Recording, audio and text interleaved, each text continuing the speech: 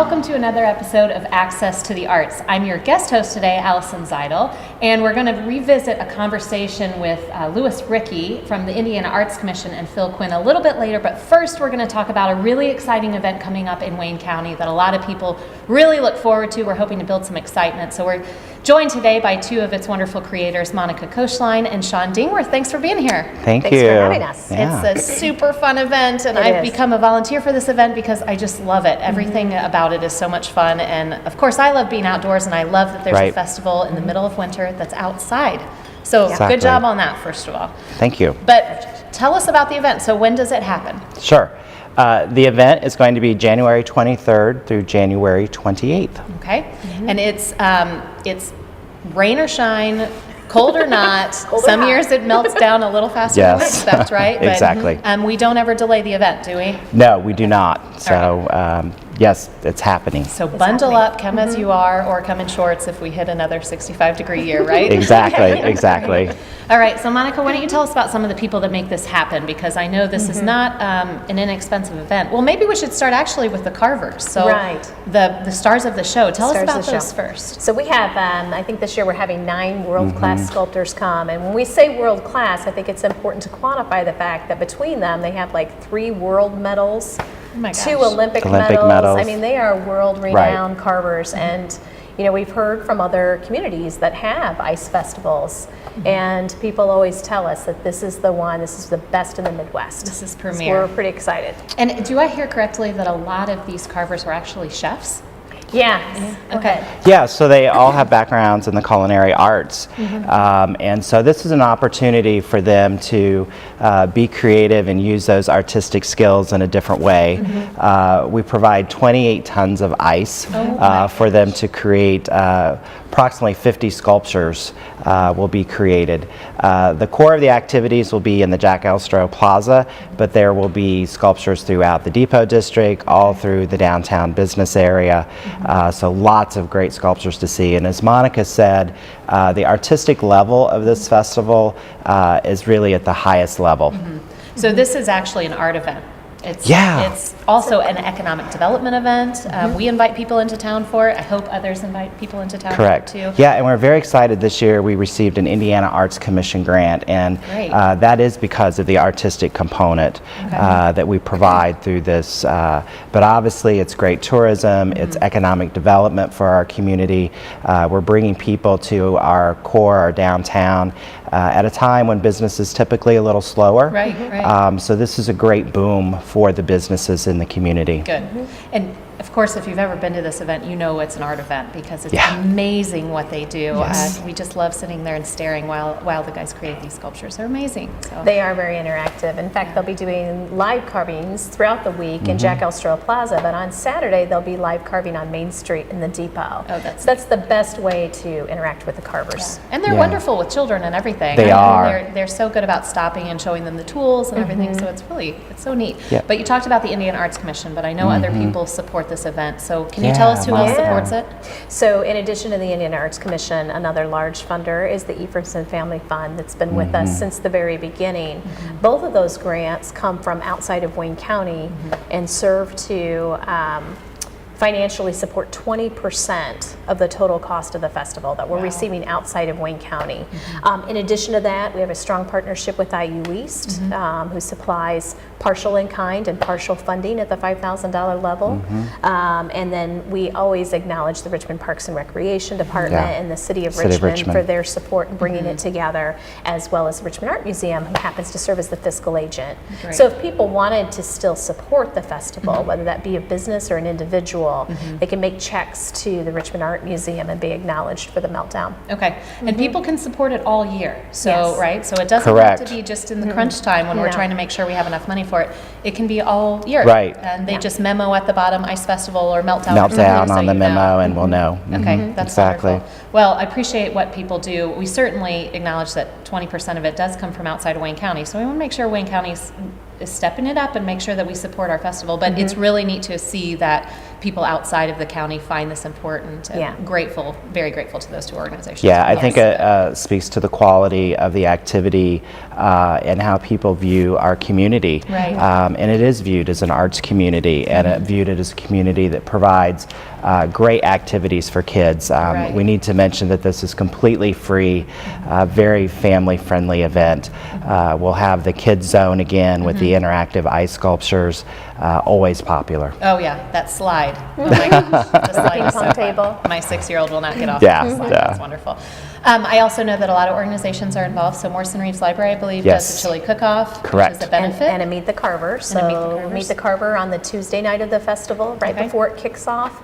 And then on Thursday night, we'll have the Chili for Charity crawls, kind of what we call it. So some of the money that's raised that night will go back to some of the nonprofits and to support the Meltdown itself. Okay, Right. wonderful. And there's a pub crawl. I mean, there's something for all ages. There's a pub crawl that love. Hype is organizing, so we're Yeah. excited about that.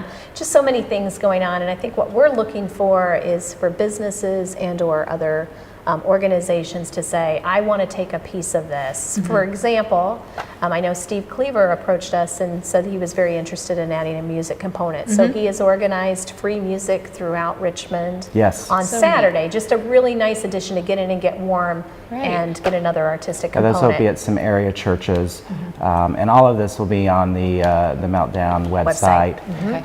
And also like us on Facebook and follow the activities there as well. Absolutely. And might we absolutely. mention the main events on Friday Yes. and Saturday nights, the Yeah. Meltdown Throwdown Ice So Fights, the most if- popular of the Yeah, event. and a lot of people have never been there, which I can't believe it. 'Cause Yeah. they're so fun. So tell us, just give us a snapshot, a 30-second of what those are like. High energy intensity. I mean, Dave Snow's got like a fur hat on and sunglasses. Yeah, so so our mayor is our mayor serves as our MC. The carvers are up on stage, and essentially it's a competition between the carvers. And it's interactive because the audience gets to vote for their favorite sculpture. They're given an X amount of time to complete the sculpture, so very fast paced. The ice is flying, but it's a good opportunity for people to sort of choose their favorite carver, choose their favorite sculpture, and root for them. It's so fun. And while it's cold, it can be colder, I guess, there's lots of opportunities to get warm down there, and food is available. It's a really nice opportunity to bring the whole family. Yeah, I remember last year there were beautiful pits for Fire fire, Yes. and everybody bundled up. I don't remember many people complaining about the snow. They know they're out in January, so it's just super fun. There are beer tents. There's all kinds of ways for people to just go and make a night of it. Yeah, and this year we have even more vendors that will be participating in the plaza to offer food and drink. And then, of course, we'll also have the fireworks again. Absolutely, I love it. Very excited. Well, thanks so much, and thanks for all the work you put into it. I know this is a really fun festival, but I know it also takes a ton of work. So thank you for what you're doing. Well, thank you, and I'd like to thank the committee. It's a large committee made up of all volunteers, and everyone, people. they're great people and done a tremendous job. Good. So, Well, thanks for joining us Thank today. you. We appreciate it. Thank you. This is a great event. It brings a lot of different groups together. It brings tourism into the community. It's a cultural event, and that's really important to our campus as we're trying to continually talk about the arts and make sure that it's at the forefront of what we're doing in the community. It's really something that sets us apart from other communities. You know, this is something that's very unique for Richmond, something that we can market and really make our own. But it's also something that not only we can celebrate as a local community, but it's something that really brings in outside visitors who want to come to our community and see the great things that we have to offer in addition to the festival. One of the ice carvers here at the Richmond Meltdown, and absolutely loving it here. The people are phenomenal. The support here from the city is truly outstanding. To see the event grow and grow each year has made us all just feel overwhelming in everything we have.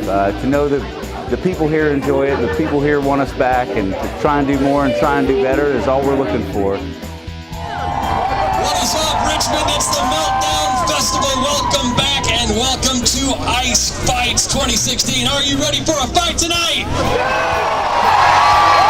3, 2, 1. Souls up, gentlemen. Let's go. Ice Fights is officially underway in Richmond. It is Friday night Ice Fights at the Richmond Meltdown. And there go our carvers. Ice fighters have an amazing ability to use use a chainsaw to hack away gigantic chunks of ice, and then to use it very delicately and draw all the ice like it's a pencil. It's just amazing what they can do. Both teams are going to work frantically to carve as much as they can in 3 15-minute rounds. There is a combined 100 years of ice sculpting on this stage right now, easy. And these guys travel all over the world. Actually, they were just in Alaska for the World Championships and came in 2nd place in the world. These are some of the best ice carvers you'll find anywhere, and tonight they're in Richmond carving just for us. Man, the ice fights were unbelievable. This is such a great opportunity to come down and just meet people and see things that you don't normally get to see. The ice sculptures are incredible. It's just awesome the way they just do it right in front of you, and you get to cheer your favorite team. I'm Team Ice, of course, True Blue. You got to come down here and represent them.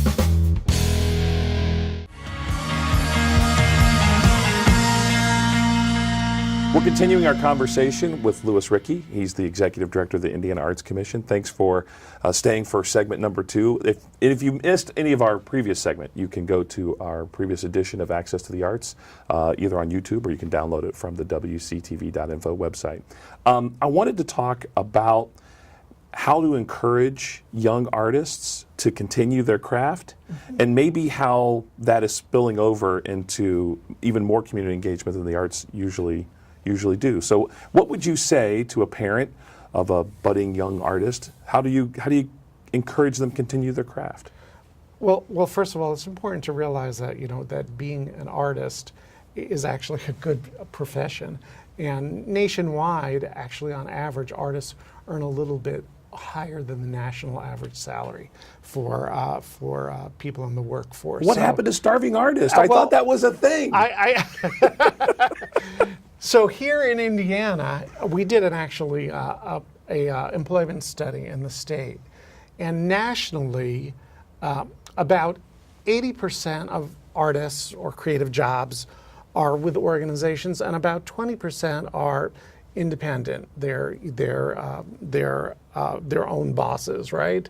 They're the entrepreneurs, the cottage industry type of folks. Well, here in Indiana, those percentages are different.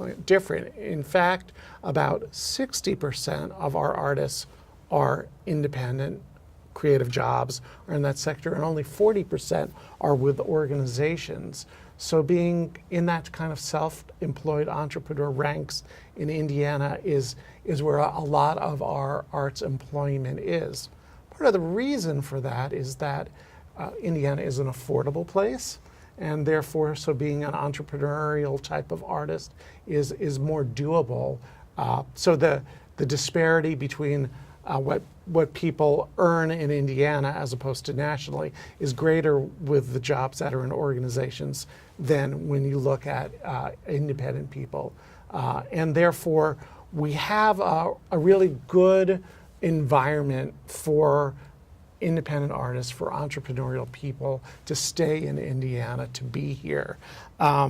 So the Arts Commission, in fact, has a new program which we're about to roll out, which is called On-Ramp, we're going to target emerging artists.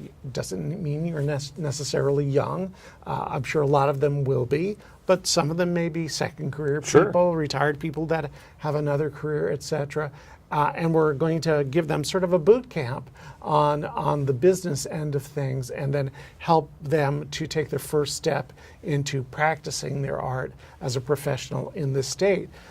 We as a state want to both attract and retain our creative people. As we talked about in the last segment, that creative backdrop is important for all of our economy. So we have to keep creative people here in our state, and beyond that, we have to attract them into our state. In order to do those things, we have to help them make those connections so they can be successful. I want to take some time, being on the Indiana Arts Commission website, saw a really well-produced video that showcases, or at least, I don't know, gets you in the mood or transports you to Indiana and some of the arts that's there. I'd like to show that to our audience and then come back and maybe recap some of the behind the scenes of how that video came about. Sure, absolutely.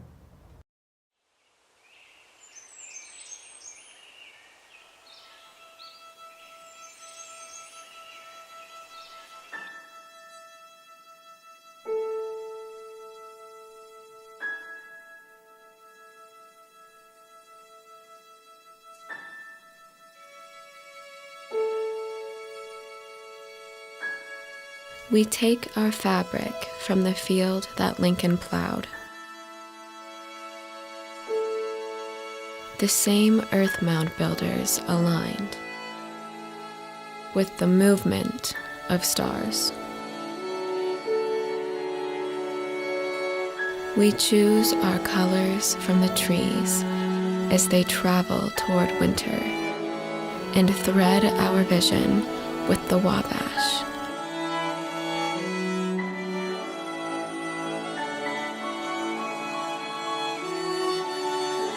Old river of moonlight, winding past field and water wheel and town.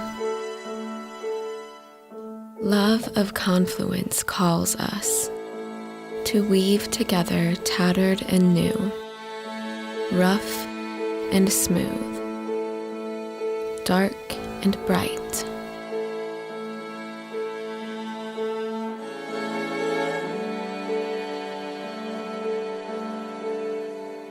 To stitch the flight of birds to what turns in the wind, or beats a riff like rain on pavement.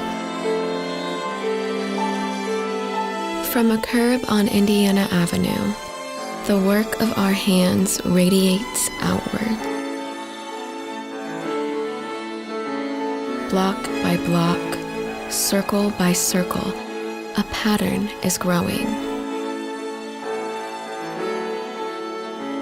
Log cabin, Jacob's ladder, spinning star.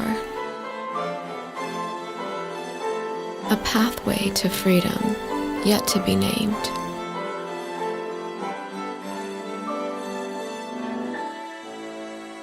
A counterpane, warm and beautiful,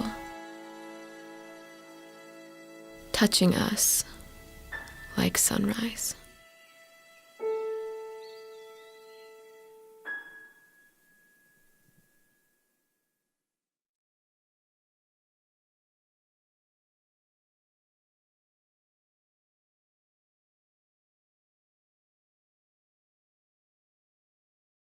Louis Rickey is our guest. He's the executive director of the Indiana Arts Commission. We just saw that fantastic video.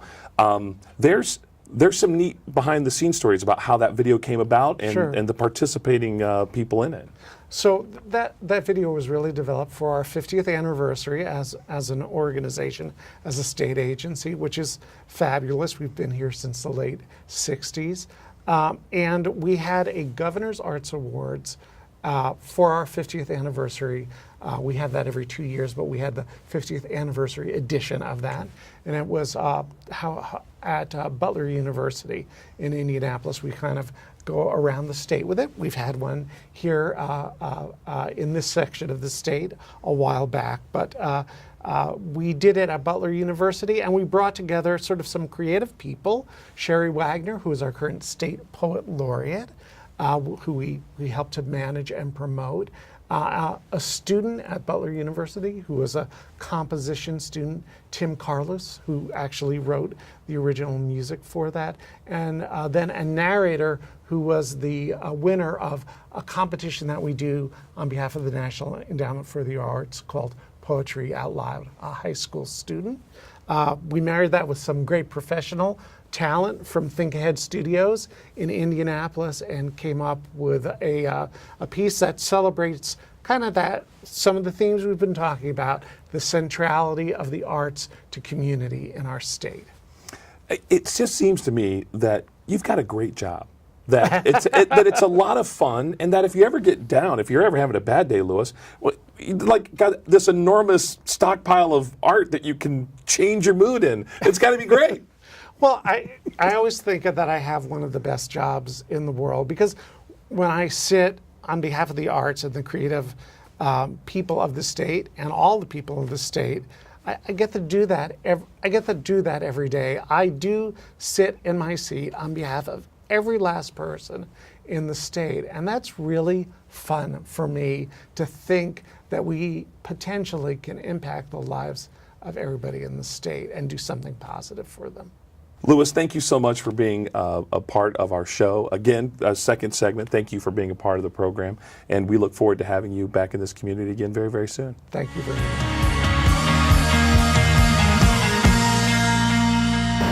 Welcome back. We have one more thing to talk about today, and that is Palate to Palate. So we are joined by Sean Dingworth of Richmond Art Museum and Jason Troutwine of IU East. Welcome to the show. Thank you, Allison. Yeah. So tell us about this. This is a brand new event, and so even I want to learn as much as I can about this. So tell us when this is and what the concept is and how it came about. Sure. Well, this is a secret, right? So this is shut off brand the new cameras. information. Okay. All right, so February 10th, 2018, Richmond Art Museum and Indiana University East will partner together for a collaborative fundraiser. It's very exciting. It's a chance for us to blend together arts and food and to have really a tremendous show that night. And so we're excited to partner with Sean and his group and show everybody what this is all about. So I like food. Oh, so yeah. let's go into that part a little bit more first. Tell us a little bit. Well, we're calling it where taste meets talent, but Okay. food is an integral part of this fundraiser. As you say, we all love food. We're going to have, can we say what we're going to have? Just pieces. Okay, so this year it's going to be food trucks. Right. So a variety. Everybody loves a food truck. And everybody loves a food truck, Cool. right? And so street art will go Okay. along with that. Cool. We have special artisans who are going to be there, Nice. who are going to display their talent. Great opportunity for food and drink. It'll be at the Pullman Center. Okay. So we're Nice. really looking forward to it. So this is a really nice kind of roll off of Meltdown, combining art and food, since these guys are chefs. It's just Exactly. a really nice, and then lead right into something else that joins the two together. And Richmond Art Museum and IU East have had this tremendous relationship for several years, including our collaboration with Room 912, where we both offer art and art classes. And the idea with both of our institutions is we provide this pipeline of arts education. No matter what age you are, there's an opportunity through the two organizations to experience art, to see art, or make art. That's awesome. So I'm assuming, since this is a fundraiser, that there's money involved. So tell us about what ticket prices might be, if you have determined that, and then tell us about funders or opportunities for people to contribute. Well, first, the Palate to Palate is sponsored by West End Bank, and we have many sponsors who are part of that, but they are our presenting sponsor, and so we're very grateful to Robin Henry and Tim Frame and the board there at West End Bank. They continually step up to things in our community, and we're very lucky to have them. Of course, there are other sponsors, and so this is an upscale event. This is something that our community will be proud of. Hopefully, folks from outside the community come, and you can purchase tickets at where it's Taste Meets Talent, so tastemeetstalent.com. Okay. And so all that's being built right now, and I think by the time people see this, they'll be able to purchase their tickets. Okay, so tastemeetstalent.com. And if they are confused or forget about that, they could always call you at IU East or you at RAM Right. and make sure that they get the right information. Absolutely. Okay. And is there anything else that's unique about this, or anything else that you have thrown in there, or are these surprises that I can't learn There about are yet? a couple of surprises, Oh, Allison. hey. I wish we could Okay. say. Stay tuned, because we are building some very exciting components to this. Things that have not really occurred in Richmond. Okay. It's always a challenge when you do a fundraiser, because there's so many wonderful organizations in our community, and every one of them has a fundraiser. So we've worked really hard collaboratively to come up with something a little different and unique for a fundraiser.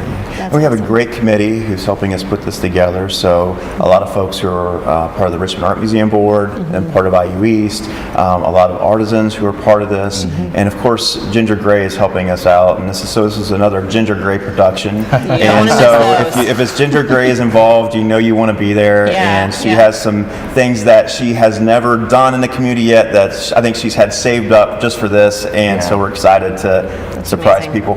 She has amazing gifts, and she gives does. them so freely to this community. She's an artist. Yeah, she is. So she's incredible. So tell me what this supports. I know it supports programming, but give me a little more about that. Sure. For the Richmond Art Museum, we provide education to over 7,000 students. Many of those programs are free, and that will help us with those free programs, including our tuition-free art classes that we provide for children in Wayne County under the ages of 16th. And I was just talking to you earlier today Yes. about those. We're I'm gonna looking get your forward to son those. Get my signed up. son in there. Okay, good. So when we talk about fundraisers, sometimes fundraisers are expensive in town, and sometimes the ticket price is expensive, but it's really making up for some pretty impressive programming Yeah, that it we makes want a huge difference for us, and I'm sure Jason want to Yeah. speak to what it will do for IU East. Sure, and this collaboration helps to amplify our arts program, but our arts program provides opportunities for students at IU East that they really can't get a lot of other places. And so whether it's firing things on the kiln, or it's doing artwork, or it's just exploring new paths that they've never explored before. So whether it's the equipment or scholarships, or it's being able to put a new experience in front of them, these funds will help really grow our arts programs and take them places that we've not been able to go before. Good, I'm so glad to hear that. Yeah. And if people can't afford the ticket prices, they can always send in a smaller contribution to be a part Absolutely. of the effort, Yeah. right? Great, Yeah. and every dollar counts. We're all in nonprofits, and we know Right. that is not just a cliche. Right. Every dollar Yes. makes a difference. So, Yeah. well, thanks for joining us to talk Thank about you. Palate to Palate. We're really excited about your new adventure. Thank you. Yeah.